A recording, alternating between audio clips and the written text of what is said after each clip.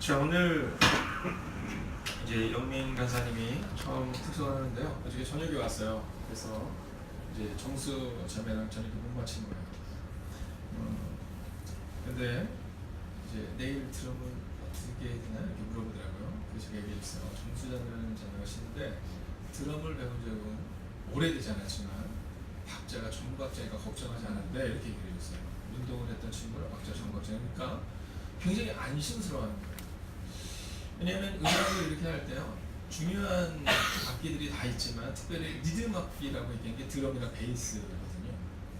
근데 이 드럼을 배울 때 이 드럼이 스킬을 화려해서 막 스킬은 화려한데 빨라졌다 느려졌다 막 이렇게 하는 경우가 많아요.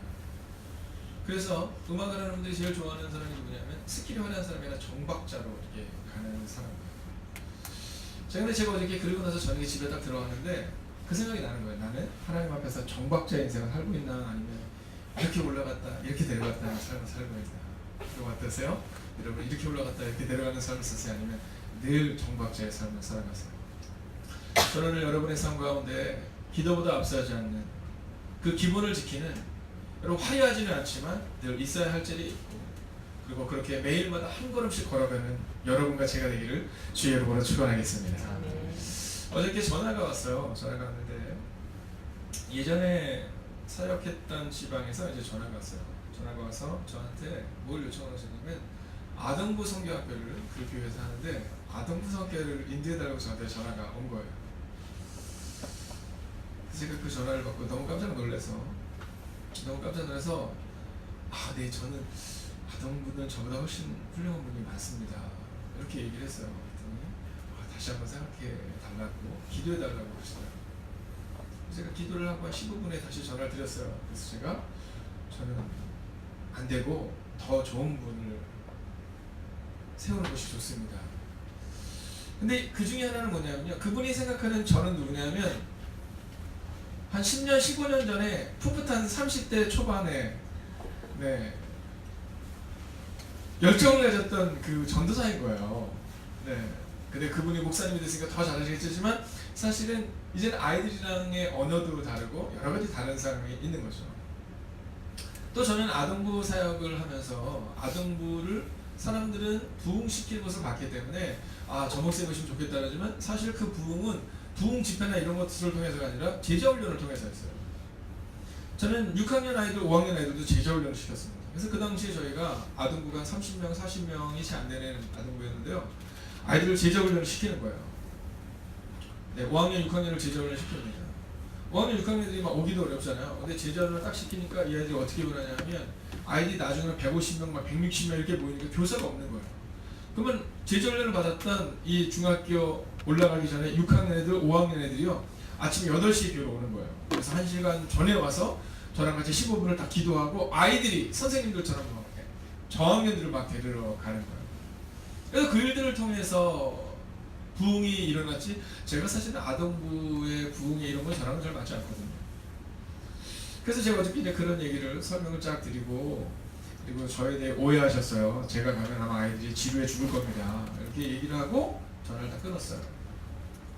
그리고 났는데 제가 예전에 사역할 때 연합집회, 지방이라든가 이런 연합집회를 했던 제목들을 이렇게 쭉 보게 되는 시간이 왔는데, 그 중에 저희 눈에 딱 띄었던 기도 제목이, 또 설교 제목이 뭐냐면, 한번 따라할까요? 기도하고 기다리면 기적이 일어난다 라는 제목이에요. 이 제목을 가지고 아동부 또는 중고등부랑 말씀을 하는데, 지금도 유튜브에는 이 말씀이 떠 있다고 하더라고요. 제가 박중기 목사에게 치면 그 중에 말씀이 쭉 뜨는데 그 중에 하나가 바로 이 제목이라고 하더라고요. 벌써 한 10년이 넘은 제목이죠. 여러분, 기도하고 기다리면 기적이 일어난다. 우리의 삶 가운데 그 믿음이 있잖아요. 그러면 기도할 수 있고 기다릴 수 있어요.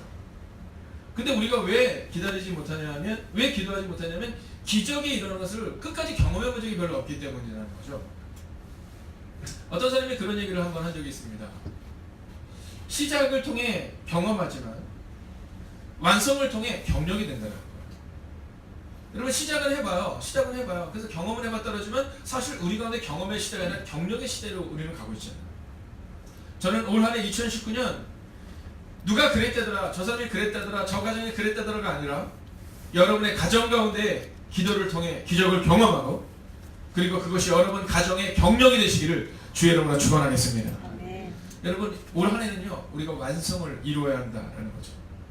자, 오늘 요셉과 마띠아를 뽑는 시간입니다. 자, 11명의 제자가 딱 서서 11명의 제자들과 그리고 거기서 모였던 120명의 성도들이 한 명의 선거를 하는 거죠. 제자를 뽑는데 2명이었어요. 누구냐면 요셉과 마띠아였습니다. 자, 요셉과 마띠아 중에 과연 누구를 뽑아야 되느냐, 아주 중요한 순간이었죠. 여러분 새로운 출발점의 순간인 겁니다. 자, 이 새로운 출발점의 순간에 이 공동체가 어떻게 그 리더를 뽑는가, 오늘 우리는 그것을 주목해 보려고 합니다. 자, 생각해 보세요. 그 당시에 그들의 상황이 어땠을까? 예수님이 승천하셨어요. 그들 가운데 있었던 믿었던 유다의 배반을 통해 큰 상처를 가지고 있었어요. 그러나 그들이 예수님의 계시지 않음과 또 배반한 유다를 통한 그 상처를 극복할 수 있었던 이유는요, 바로 기도했기 때문이다라는 겁니다. 여러분 오늘 여러분의 가정 가운데 혹시 이 문제가 왜 해결이 안 될까 하는 문제가 있다면 여러분 하나님께 기도하는 거예요. 그리고 그 기도를 통해 나아가는 거예요. 여러분 기도보다 앞서지 마세요. 종종 우리는 문제 앞에서 기도보다 앞서서 우리의 입이 문제예요. 우리의 입이. 네, 함부로 말하잖아요. 네, 자기 자신도 함부로 말해요. 난 안 될 것 같아요. 제가 청년들이랑 이렇게 상담하다가 꼭 지적해 주는 게 있습니다. 저는 잘 들어주는데 뭐냐면 전 안 돼요. 하나님이 안 해주실 것 같아요. 그때마다 제가 얘기해요. 왜 넌 기도보다 앞서냐? 여러분 기도보다 앞서는 것을 행동만으로 생각하지 마시고 여러분의 생각도 기도보다 앞서면 안 돼요. 안 될 것 같은 상황에서도 누구를 기대하는 거냐면 하나님을 기대하는 거예요. 하나님을 기대하는 거예요. 오늘부터 거울을 볼 때 늘 자기 자신을 향해 축복하세요. 자기 자신을 축복하세요. 하나님이 내 인생을 바꿀 것이다. 여러분 그게 바로 기도하는 사람의 입술이에요. 여러분 기도하는 자의 입술은 달라야 돼요. 여러분 늘 축복해주고 늘 격려해주는 거예요. 여러분 칭찬이 우리의 삶을 바꿉니다. 그러나 더 중요한 것은 격려가 우리의 삶을 바꾼다라는 얘기를 하잖아요. 여러분 종종 우리가 칭찬을 하기는 하는데 이렇게 비교해서 칭찬하잖아요. 야, 정수야 너는 아영이보다 낫다. 뭐 아영아 너는 주혜보다 낫다. 이렇게 비교하면서 칭찬하잖아요. 여러분 이건 좋지 않은 겁니다. 격려를 하는 거예요. 격려. 여러분 누구랑 비교해서 칭찬하는 것이 아니라 어떤 것과 비교해서 칭찬하는 것이 아니라 오늘의 삶을 격려하는 거예요. 그리고 격려가 우리의 삶을 놀랍고 위대한 삶을 바꿀 겁니다. 자, 한번 훈련 한번 해봐야죠. 옆에 있는 우리에게 한번 딱 보시고 한번 멋진 것을 한번 칭찬해 주세요. 자, 한번 해볼까요?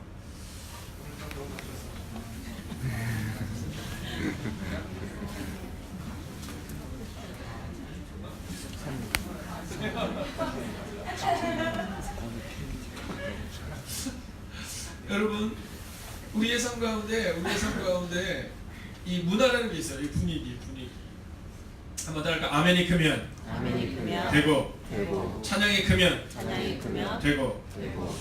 여러분 저희 교회 부흥회를 오셨던 이구영 목사님이 말씀하셨잖아요. 찬양이 큰 교회, 아멘이 큰 교회, 기도가 큰 교회, 그 교회는 된다라는 거죠. 근데 사람들의 소리가 크고 종종 부딪히는 소리가 크고 그럼 그 교회는 안 된다라는 거죠. 우리 가운데 있어서 격려의 소리가 크고 칭찬의 소리가 크고 남을 세워주는 소리가 크고 섬김의 소리가 크고 내가 하겠다는 소리가 크면 된다라는 거죠. 오늘 두려워하고 그리고 오늘 상처받았던 이 사람들이 문제를 넘어설 수 있었던 이유, 오늘 그것을 함께 보려고 합니다. 자, 어저께도 우리가 함께 모았지만 먼저 23절을 보면 이렇게 기록하고 있어요. 그들이 두 사람을 내세우니 하나는 바사바라고 하고 별명은 유스라고 하는 요셉이요 하나는 마띠아라. 근데 이 제자들의 특징이 뭐냐 하면요, 첫째는 함께 다녔던 사람이다라고 어제 함께 보았습니다. 그리고 복음을 증거할 사람이다라고 말했습니다. 자, 그러면 이 두 사람 중에 이제 한 사람을 뽑는 겁니다. 이 두 사람 중에 한 사람을 뽑는 거예요. 여러분 어렸을 때 반장선거 해보셨어요? 네, 반장선거 하면 막 떨리잖아요. 굉장히 막 떨립니다. 얼마나 떨리는지 몰라요. 이게 될까 안 될까 막 이런 막 떨림의 과정이 있어요. 근데 반장이 딱 되면 막 너무너무 기쁜데 안 되면 어때요? 네, 막 울어요. 막 애들이 막 울면서 가고 막 이래요. 그리고 중학교 애들도 그래요. 지금도. 네, 지금도 막 선거에서 안 되고 막 그럽니다. 여러분 근데 교회 사역이라는 건 그런 게 아닙니다. 여러분 교회의 장로가 된다, 뭐 권사가 된다, 집사가 된다, 뭐 이런 것은 그런 게 아니에요.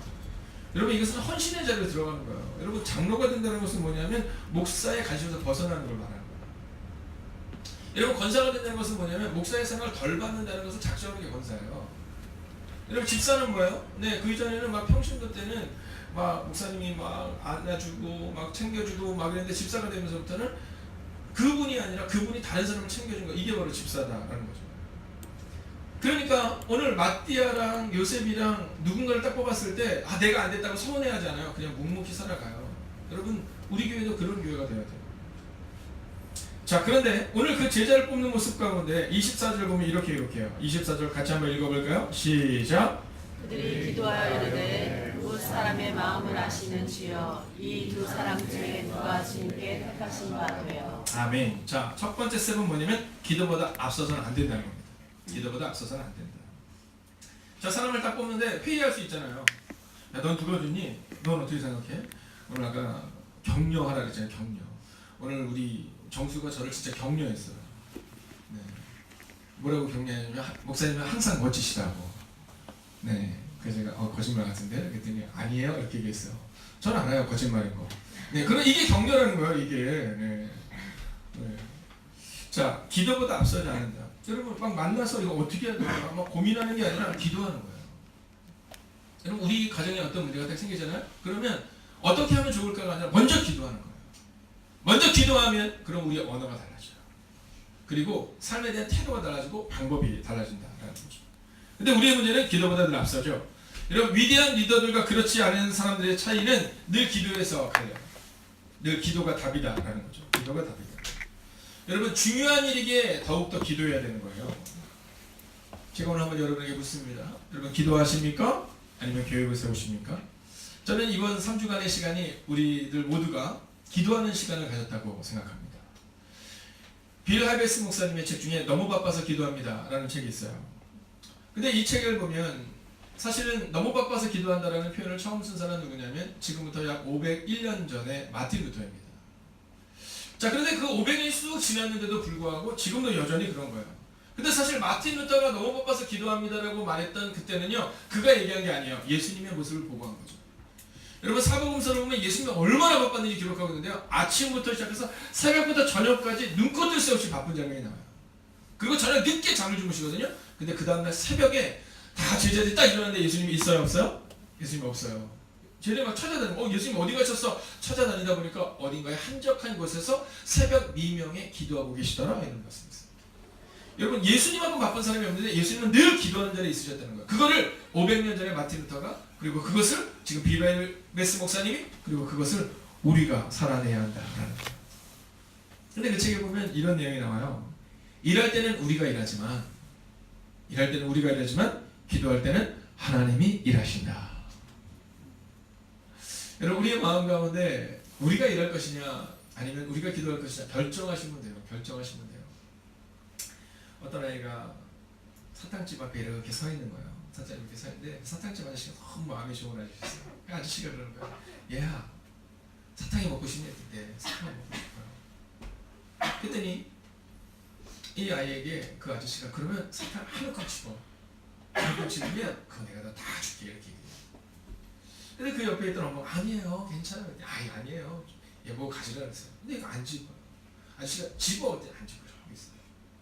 그러니까 왜 그래? 왜? 부끄러워서? 그럼 아저씨가 집어줄게. 그러면 저는 한우 탁 집어서 아이 손에 딱 줘요. 집으로 돌아가면서 엄마가 불렀어요. 아까 왜 사탕 안 집었어? 그때 얘기가 그러더라고요. 응 엄마 아저씨 손이 내 손보다 훨씬 커. 여러분 아이들도 알고 있는 진리예요. 아이들도 알고 있는 진리. 하나님의 손이 훨씬 더 크다.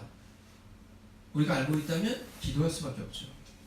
근데 우리 내면에는 어떤 마음이냐면 하나님의 손이 너무 작다고 생각하는 거죠. 아니 어쩔 때는 하나님의 손이 없다고 생각하는 거죠. 저는 우리가 기도보다 앞서지 않는 그 삶을 선택하시기를 주의 이름으로 부탁드릴게요. 두 번째는 주권을 주님께 드리는 기도입니다. 자, 주권을 주님께 드리는 기도다. 오늘 본문의 말씀은요, 우리 가운데 그것을 기록하는데, 여러분 종종 우리의 기도가 주님보다 앞서고 기도보다 앞설 뿐만 아니라 결정을 이미 하는 경우가 있잖아요. 일단 내가 결정을 하고 기도 제목을 나눠요. 이미 내가 결정을 한 거예요. 주님, 저는 이렇게 하는 걸 결정했는데 주님 책임져 주세요. 이걸 기도라고 생각한다는 거죠. 아닙니다. 주권을 하나님께 드리는 거예요. 그분이 말씀하신 대로 가면 그러면 올바른 길로 갈 수 있는데 우리는 우리가 정해놓고는 주님 책임져 주세요 이렇게 말하는 거예요. 이건 하나님이 원하시는 방법이 아니에요. 여러분 끊임없이 기도하고 끊임없이 간구하고 그리고 끊임없이 하나님께 아뢰면서 우리는 하나님의 방법대로 살아가겠다고 주권을 그분께 드려야 된다라는 거예요. 우리가 부르는 찬양에 내가 주인 삼은이라는 찬양이 있습니다. 내가 주인 삼은 모든 걸 내려놓고. 여러분 2019년 여러분이 주인 삼은 모든 것을 다 내려놓으세요. 그리고 그분과 함께 살아가는 거예요. 자, 오늘 25절을 보면 이렇게 기록하고 있어요. 같이 한번 읽을까요? 시작. 봉사와 및 사도의 직무를 대신할 자인지를 보시옵소서. 유다는 이 직무를 버리고 제 곳으로 간나이다 하고. 아멘. 자, 25절은 뭐라고 말해요? 보여달라는 거예요. 즉 주님께 주권을 드렸다는 거죠. 내가 할게요. 우리가 할게요가 아니라 주님, 우리가 주님께 기도하겠사오니 보여주옵소서. 주권을 그분께 맡기고 있다라는 거죠. 자, 이를 버리고 간 유다를 대신하여 라고 말하고 있어요. 여러분 유다는 왜 예수님을 버리게 되었을까요? 첫 번째는 뭐냐면요, 미래를 자신이 결정한 거예요. 자신이 결정. 주권을 자신에게 둔 거죠. 내 마음대로 결정하겠다고 그 마음을 정한 거예요. 그리고 그 기대가 무너지자 예수님을 팔아넘긴 거죠. 만약 유다가 주권을 예수님께 드렸다면 이런 일이 발생하지 않았을 텐데, 여러분 유다는요 주권을 주님께 드린 것이 아니라 자기가 가졌다는 거죠. 여러분 그 이후에도 그에게는 기회가 있었어요. 근데 그는 회개하고 돌이키지 않고 후회해요. 여러분 회개와 후회는 완전히 달라요. 후회는 길을 가다가 잘못 간 걸 안 거예요. 그럼 어떻게 해야 돼요? 돌아서면 되는데 이게 회개예요.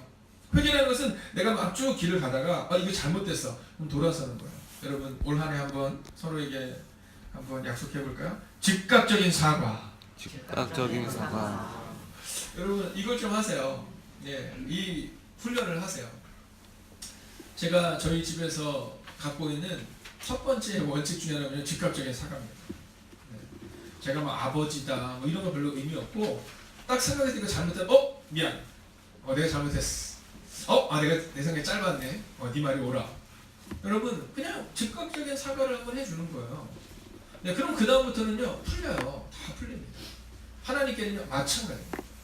여러분 따라할까? 즉각적인 회개. 여러분 잘못됐다고 생각할 때 그냥 하나님께 딱 무릎 꿇으면 되는 거예요.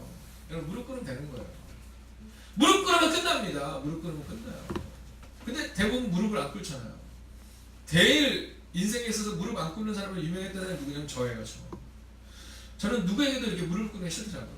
저는 고등학교 3학년이 졸업할 때까지 부모님한테도 용돈 주세요 이런 얘기 해본 적이 없어요. 주시면 받고 안 주시면 말고.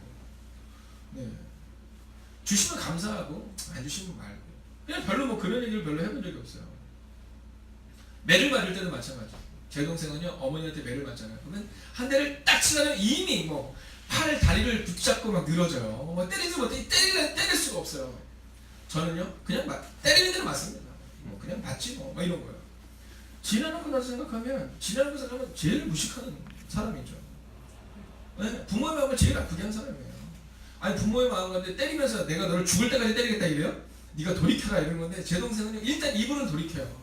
어머니 잘못했습니다. 막 그럼 끝나요. 그러면 동생 5대 제가 5대를 맞아야 되는 거면 동생 5대 안 맞아요. 제가 10대 다 맞는 것 같아요 그냥. 근데 그냥 그거 맞습니다. 지나놓고 생각해보면 그렇게 부모님의 마음을 아프게 한 거죠. 그렇게 바보 같은 행동을 하는 거예요. 여러분 우리 인생 마찬가지. 우리가 하나님 앞에서 뭔가 잘못했을 때 그냥 바로 무릎 꿇으면 되는 거예요. 딱 돌이키면 하나님이 어떻게 했어요? 아유 그냥 알았어 이렇게 되는 거잖아요.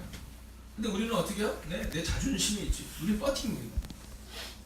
그래서 하나님께서 우리를 칠 때까지 버틴. 여러분 하나님이 얼마나 마음이 아플까 생각해보세요. 저는 우리의 마음 가운데 주권을 그분께 드리기를 원해요. 오늘 가룟유다 끝까지 주권을 자기가 가지고 끝까지 포기하지 않았어요. 그런데 오늘 새로 뽑히는 제자는요 예수님과 함께하는 사람 그리고 주권을 하나님께 드리는 사람 그리고 그 사람들이 모여 사람을 뽑았다는 거예요. 사랑하신 여러분 올 한 해는요 주권을 그분께 드리세요. 어려운 일이 딱 오잖아요. 그럼 안 되겠다 이런 생각하지 마시고 책임지시겠지 뭐. 난 몰라 주님이 알아서 하시겠지. 난 몰라 주님이 하시겠지. 주님이 뭐 내 인생 책임지시겠지. 여러분 그게 믿음이라는 거예요. 내가 발버둥 치는 게 믿음이 아니라 주님이 책임지시겠지라는 것이 믿음인 거고요. 오늘 이 사람들 생각이 없었겠어요? 생각이 있죠. 요셉이 날까 마띠아가 날까 생각이 있었을 거예요. 그러나 주님께 맡겨요. 주님 이 두 사람은 둘 다 하나님을 위해 살았던 사람들이고 앞으로도 하나님을 위해 살 사람들인데 하나님이 선택해 주세요. 세 번째입니다.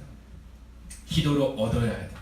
기도로 얻어야 합니다. 즉 기도로 완성해야 합니다. 기도로 완성해야 합니다. 여러분 제가 오늘 시작하면서 여러분과 함께 나누었지만 여러분 우리 가운데는요 그냥 끝나는 경우가 너무 많아요. 근데 오늘 성경은 뭐라고 말하냐면 26절 같이 한번 읽어볼까요? 시작.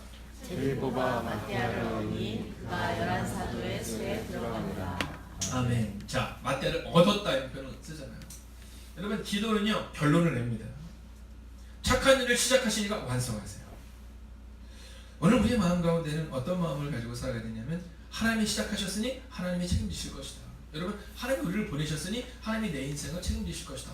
여러분 그 믿음으로 살아가야 됩니다. 이스라엘 백성들이 40년 동안 광야를 헤매잖아요. 낮에는 무슨 기둥? 구름 기둥. 밤에는 불기둥으로 이끌어내시잖아요.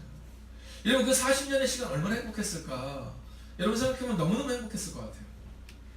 하나님의 그 도우심과 보호하심을 경험한 거잖아요. 그렇게 그들은 40년을 살아냈다는 거죠. 오늘 마띠아를 얻을 때 그들이 뭘로 얻어요? 기도로 얻었다는 겁니다. 기도로. 마띠아를 얻을 때 내 생각과 내 계획이 아니라 기도로 얻었다는 거죠. 여러분 제가 한번 선포하겠습니다. 크게 아멘 해주십시오. 저는 2019년 많은 잃어버린 사람을 얻게 될 줄로 믿습니다. 여러분 그러기 위해서 우리가 필요한 건 뭐냐? 기도라는 거예요. 기도. 어떻게 해야 할까가 아니라 기도하면 하나님이 일하기 시작하신다라는 거죠. 내 힘을 의지하거나 내 능력을 의지하는 것이 아니라 기도를 통해 얻어야 돼요. 조금 전에 말씀드린 것처럼 시작이 경험이라면 완성은 경력이에요. 여러분 올 한해는 경력이 우리가 쌓여야 될 거예요. 다른 사람 그랬다던데 그 가정이 그랬다던데 여러분 그 이야기를 듣는 게 아니라 내 삶 가운데 우리의 가정 가운데 우리의 교회 가운데 하나님이 이루시는 기적을 경험하게 될 거라는 거죠. 여러분 기도를 완성해야 돼요. 기도를 완성해야 돼요. 여러분 기도는 한계를 넘어요. 제가 이 다니엘 기도를 시작하면서 여러분과 함께 나눴던 말씀 한 가지가 있잖아요. 코끼리 그죠? 이 코끼리를 어렸을 때 이제 줄에 묶어놔요. 그러면 이제 코끼리가 커서 이 줄을 끊을 수도 있어요. 근데 그 한계에 부딪혀가지고 그 줄에 그냥 움직이질 않아요. 여러분 코끼리 쇼하는 데 가보셨어요? 태국 같은 데 가면 코끼리 쇼를 한다 그러는데요. 거기는 코끼리가 줄에 물려서 여러분 움직이질 못해요. 왜냐면 그 한계를 뛰어넘지 못하기 때문이라는 거죠. 여러분 우리도 우리 한계 가운데 갇혀 살 때가 너무나도 많아요. 나는 안 될 것 같다라는 마음으로 살아갈 때가 너무 많다는 거죠. 여러분 이제 한계를 넘어야 돼요. 이제 한계를 넘어야 돼요. 여러분 여러분이 성령을 받으신 분이라면 성령 세례를 경험하신 분이라면 올 한해는 성령 충만함으로 살아가세요. 여러분 이것이 바로 우리 한계를 넘어서는 거예요. 내가 성령을 받았지 내가 과거 열심히 했지가 아니라 오늘이 중요해요. 오늘 내가 과연 기도하고 있고 오늘 내가 과연 완성하고 있는가 성령 충만한 삶을 살고 있는가 여러분 흘러 넘쳐야 돼요. 흘러 넘쳐야 돼요. 여러분 하나님께 받은 사랑이 흘러 넘쳐야 살아갈 수 있고요. 하나님께 받은 그 놀랍고 위대한 은혜가 흘러 넘쳐야 우리가 은혜를 베풀 수가 있는 거예요. 우리 한계를 넘어서는 순간 완성이 이루어질 수 있다는 거죠. 여러분 자국과 흔적은 완전히 다르다고 제가 늘 말씀드리잖아요. 여러분 잠자고 그러면 자국이 생겨요. 그럼 우리가 그걸 흔적이라고 착각해요. 근데 그건 흔적이 아니에요. 그건 자국이에요. 좀 지나면 사라져요. 우리 정수나 아영 강사나 주에는 자국이 생겼다가 5분이면 사라져요. 저는 한 30분 있어야 사라져요. 어떤 분은 1시간 지나도 안 사라지는 분들도 있어요. 이건 자국이에요. 자국. 여러분 신앙생활을 오래 해서 자국인 것 같은 삶이 우리 가운데 있거든요. 근데 자국인 것 같은 흔적인 것처럼 보였는데 나중에 보니까 자국인 것 같은 상황이 우리 가운데 자꾸 왔습니다. 그러나 여러분 저는 기도의 흔적이 우리 가운데 새겨지면 자국이 아니라 흔적으로 새겨지면 여러분 이 3주간의 다니엘 기도는요 자국을 만들었던 시간이라면 이 자국이 반복적으로 우리 가운데 쌓여져서 여러분 그것이 흔적이 될 줄로 믿습니다. 제가 어렸을 때 중고등부 아이들을 보면서 제일 신기했던 것이 뭐냐면 혹시 여러분 그 쌍꺼풀 테이프라고 들어보셨어요? 네, 이게 뭐냐면 이 테이프를 이렇게 붙여요. 이렇게 쌍꺼풀이 생겨요. 네, 쌍꺼풀이 생겨요. 물론 어떤 애들 그런 분도 있긴 해요. 저는 그걸 붙이다가 보니까 쌍꺼풀이 생겼으면 되는데 그런 경우는 없다는 거죠. 그냥 생길 사람이 생겼다는 건데 이 딱 하고 나면요 그럼 하루 종일 쌍꺼풀을 딱 만들고 막 다녀요. 그죠? 네, 근데 그 다음날 자국이 일어나면 어떻게 돼요? 없어져요. 그건 자국이에요. 그건 자국. 오늘 우리 가운데 하나님께서 이제 이 3주간의 다니엘 기도의 마지막 날 우리 가운데 원하시는 것은 너희 가운데 기도의 흔적을 가지라는 거예요. 그리고 이 기도의 흔적이 오늘로 끝나는 것이 아니라 앞으로 살아내라라는 거예요. 갈라디아서 6장에 보면 할례에 대한 문제에 대해서 바울이 이야기하는 장면이 나옵니다. 자, 이스라엘 백성들은요, 아이들이 태어난 지 8일 만에 할례를 행하게 했었어요. 근데 이스라엘 백성들에게는 별 문제가 되지 않았는데 나중에 이방인들에게 복음이 전해지고 문제가 되는 겁니다. 근데 유대교 공동체에서 어떤 얘기를 하냐면 그래도 할례를 받아야 된다 이런 얘기가 있는 거예요. 그래도 할례를 받아야 된다. 그러면 바울이 이야기를 하죠. 야, 할례는 하나님께서 우리 가운데 주시는 징표로서 어린아이들이 받는 이 할례에 대해서 이방인들까지 그 할례를 강요할 수는 없다. 이런 할례에 대한 문제가 이제 계속해서 이야기가 됩니다. 근데 그런 얘기를 하면서 결론은 어떻게 되냐 하면 이 할례라는 것은 우리의 육체에 받는 것이 아니라 우리의 몸에 받는 것이 아니라 바로 우리의 삶 가운데 그리고 우리 믿음에 받는 것이다 라는 결론을 내리게 됩니다. 근데 갈라디아서 6장 17절을 보면 그때 바울이 아주 유명한 이야기예요. 바울은 어차피 유대인이었기 때문에 어렸을 때 이미 할례를 받았던 사람이거든요. 근데 그가 내가 할례를 받았다 이렇게 말하잖아요. 근데 할례 가지고 막 설왕설래할 때 이 바울이 한마디를 딱 합니다. 뭐라고 말하냐면 이렇게 말하죠. 이후로는 누구든지 나를 괴롭게 하지 말라. 내가 예수의 흔적을 가지고 있노라. 사람들은 육체의 흔적을 가지고 육체의 할례를 가지고 막 설왕설래할 때 이 바울이 뭐라고 하냐면 나는 예수의 흔적을 가지고 있다 라고 결론을 냈다는 겁니다. 사랑하시는 여러분, 이제 2019년 12월 31일이 곧 다가옵니다. 지금은 멀리 보이지만 어저께 한 청년이 저한테 그러더라고요. 목사님, 세월이 너무 빨라요. 너무 빨라요. 벌써 1월에 반이 갔어요. 그런 얘기 하더라고요. 그래서 제가 얘기해 줬어요. 걱정하지 마라. 이제 너는 며칠이 아니고 잠깐 눈 감았다가 뜨면 목사님 1년이 금방 갔어요 라고 얘기할 때가 올 거다. 제가 이런 얘기 했어요. 세월은 살같이 지나갑니다. 세월은 살같이 지나갑니다. 그 세월이 지나간 다음 우리의 고백이 어떤 고백이 있을까?